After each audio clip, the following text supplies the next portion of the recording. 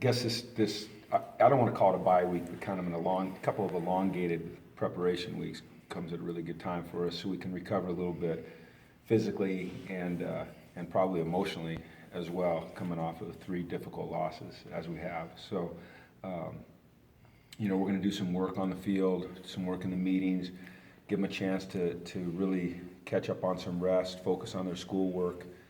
It gives us a chance as a staff to spend some extra time doing some self-evaluation, some self-scout things, a little extra time working on, this week Colorado, and then after the Colorado game, we get a couple extra days as well. Gives us a chance to go out and recruit. We had a good weekend this weekend with recruiting, so hopefully we can just get refocused, refreshed, revived, and hit it hard these last 4 weeks. So no practice till Saturday? No. We'll practice. We have practice scheduled for Tuesday, Wednesday, and Thursday. Okay. And then Friday they will not practice, and then Saturday is like a bonus practice for Colorado. So the practices on Tuesday, Wednesday, and Thursday are really, more just UCLA on UCLA, fundamental work, not specific to Colorado, and a lot of individual work so we can work on the fundamentals and things like that. When you looked at the tape, what stood out that didn't stand out right after the game?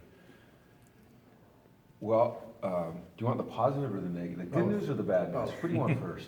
Good news. Want the good news first? Okay, let me give you the good news first.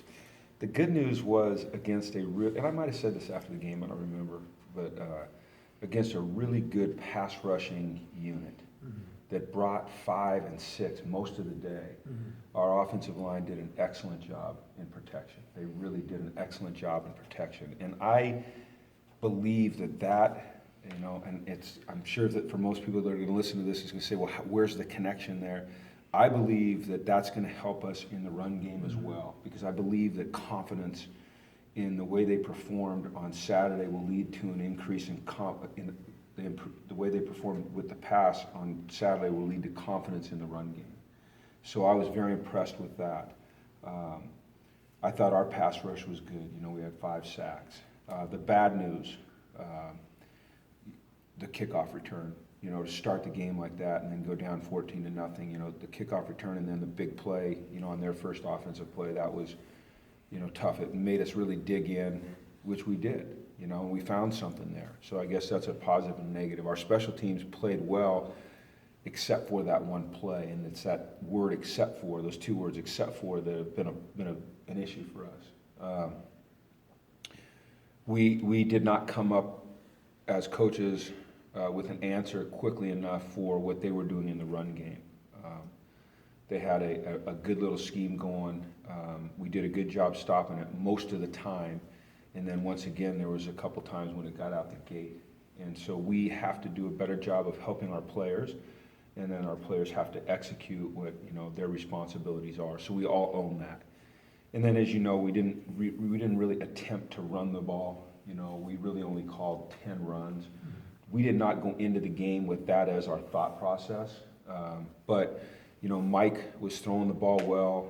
Our line was protecting well. Our receivers were getting open and making catches. We threw the ball 70 times, 76 actual called passes. We ended up having 3 drops, which when you go percentage-wise is pretty good. We still hate the drops, but so there was a lot of good things that happened. And then the way we fought, I've been around teams, do this a long time. It's been my life, and I've been around teams that when it's not going well, when they've lost a couple games, and you get down 14-0, the tent just collapses, and we don't do that. And I think that's something that we can build on, and I think that's a character trait that I appreciate in these young men. Coach Bradley was talking about being on the wrong side of blocks. What does that mean, like in kind of That's a great question. Okay. When you're playing, he's talking in the run defense is what he's talking about specifically. There's gaps. So the gap is the area between 2 offensive players. And it could be 2 linemen, or it could be a lineman and a back, or it could be a back and a tight end. It's the area between the 2 blockers. And really, to be sound in your run defense, you need a defender in each gap. Okay?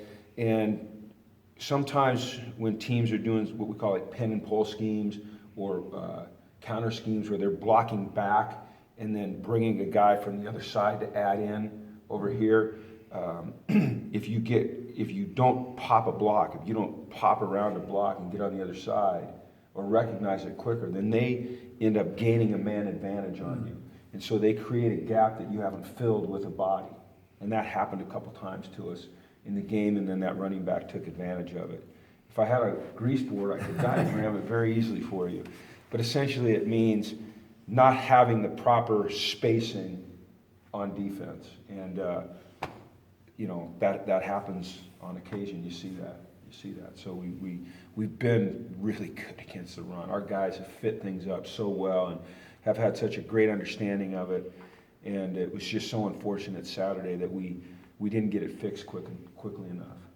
Is that more of an issue with defensive linemen, or is that a It's, linebacker you know what, issue it's too? all three layers. It's D-line, it's linebackers, and it's typically a safety. See, when you're playing an 8-man front defense, then you're bringing a safety into the run fit. And they had a really good scheme going where they were occupying our safety. It was tough for him to get into the run fit because he had a man coverage responsibility. We were essentially playing, 3 or 4 different defenses versus that personnel group that they were in, that they were having some success running it. For the most part, we were playing it really, really well. They caught us in the wrong call a couple times and put our safety in a real conflict position. So it can be at any level. And, run defense is, listen, it's not rocket science. I don't want to overstate it, but it's more complex than it appears on defense. When you snap the ball, in the stands and even on the sideline, you just see a bunch of guys going like that, and then maybe a ball carrier pops out or he gets stopped. But there's so many little things that are happening in each singular play in terms of leverage and play entry and getting on the right side of blocks and reading blocks, and it's linemen, linebackers, and safeties, and sometimes corners. So it's all 11, or it's really 8. You mentioned recruiting. How does the pitch change when you're having maybe a year you weren't envisioning? It doesn't really. It's interesting. I worry about that. But UCLA has so much to offer. From an academic standpoint, I won't say it's unparalleled, but it's at the top of the list.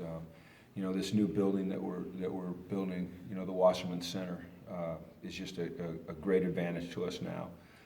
The Luskin Conference Center, the campus, the area, the opportunity to play at the Rose Bowl, to play at UCLA, to be part of something that, over the last few years has been really good. Every program at certain times has its struggles. We've had, 4 games we've lost that have been, or 5, I guess, that have been really close. We're right there, and I think sometimes that appeals to a recruit. You can be the difference maker. You can help us get over the hump. Plus, when you bring kids in during game weeks, they get to come and sit in meetings, and they get to, be around the team in the locker room, and they feel the atmosphere. And I'm not sure that the result is always what is the decision maker for them. It's more, the feeling they get when they're on campus. And so it was a successful weekend in terms of that. Obviously not a successful weekend in terms of the outcome on the field. I think these extra few days can make a difference with Josh as far as whether he's able to come back. God, Ben, I wish I could answer that question for you. I wish I knew the answer. I don't know the answer, I think that they announced on the broadcast that his shoulder was bothering him. Mm-hmm. Yeah, and so, for me, it's always important when a player is injured and it's not obvious what it is, is that we protect them. Because, I know this, as a coach, if you see an opponent and a part of his body is hurt a little bit, it's a vicious, violent game, but you go after it. That's just the bottom line. I'm not saying anything that anybody doesn't know. And so as a head coach, when one of our players has an injury, I'm not going to tell people what it is unless it's very, very obvious, because I don't want the opponent to target it, because I know that's what they do. But once they announce that, it's his shoulder. And so what happens is that the nerve has to start firing again. You know, and it's really, once it starts firing again, he should be fine. It's just a matter of when's it gonna start firing again. He's getting all the treatment he can get, he's doing everything he can do. Our doctors are as good as they get. You know, he's got a dad at home that's a doctor, so he's surrounded by good people. It's just a matter of his arm starting to fire, and he's been trying to throw, and it just hasn't gotten to the point where he can, you know, where he can cut it loose yet. So the positive is Mike Faithful. I mean, what a gritty performance, you know. And look, we could all say, well, he threw 4 interceptions and he fumbled. He did have 5 turnovers, but boy, we put the ball in his hands 76 times, you know. And he's a guy that hasn't played a lot, and the respect that he earned, I think, well, I know from his teammates and hopefully from UCLA fans, he actually earned it. He played great. He played really good. You know, he loved those turnovers back, but gritty, tough, awesome, inspiring. You know, probably maybe overstating it a little bit, but you know, God, I was so proud of him, and he's waited so long, and he's been so patient, and he's had such great character and great work ethic, and he's really, to me, he's a tremendous example of a guy hanging in there, believing, keeping working, and then when he gets his opportunity, you know, taking advantage of it. It's unfortunate we couldn't get a stop and win that game for him. He deserved it. How have you guys performed offensively this season? Has it maybe made you reevaluate long term what you want to do offensively? Or are you still focused on trying to do what you started to do at the start of the year? I think you always have to adapt, and I think that we still want to be able to do the things that we want to do. Look, I believe that you really aren't going to win big unless you can run the football, you know, and we have to be able to run the football. And you know, I would get frustrated when we couldn't convert a 3rd and 1. We couldn't convert a 4th and 1 the other day either. So, you know, we just have to look at everything and be open to everything, and yet not just be all over the board. You know, and that's what we try to do as coaches every single week, is come in and, you know, the good coaches I've been around, I've been lucky to be around really good offensive coaches, even though I've kind of been a defensive, you know, shaded towards the defensive type of the ball, or side of the ball, is they have all these concepts, and they say, okay, what's going to work for our players this year, and then each week, what's going to work against this defense we're playing. And so that's what we're trying to do. And you know, I didn't think I'd ever be, well, I shouldn't say that, because I worked with Don Coryell, Eric Coryell, and we slung it every single down, but I didn't know that I'd be in part of a team as a head coach where we'd throw it 76, or call 76 passes. Did the doctors express a high level of confidence that nerve would start firing fairly soon? Or I think it's the great unknown. You know, I don't know that they can predict it. I think that he's getting closer and closer, but I don't know that they can just say that, you know, after this amount of time it'll fire. I think that that's, you know, in terms of medicine, that's one of those unknowns that they just have to wait and see, continue to treat it, and then hope that eventually it starts firing and he's ready to go. I think once it, you know, look, I'm not a doctor, obviously, but you know, my understanding is that once it starts going, he should be good pretty darn quick. So hopefully that's soon. But if not, you know, our team has great confidence in Mike. We have to do a better job around Mike, running the football, stopping the run, not giving up kickoff returns like we did. You know, we have to do a better job around Mike, and then, you know, then we can get those wins we're looking for.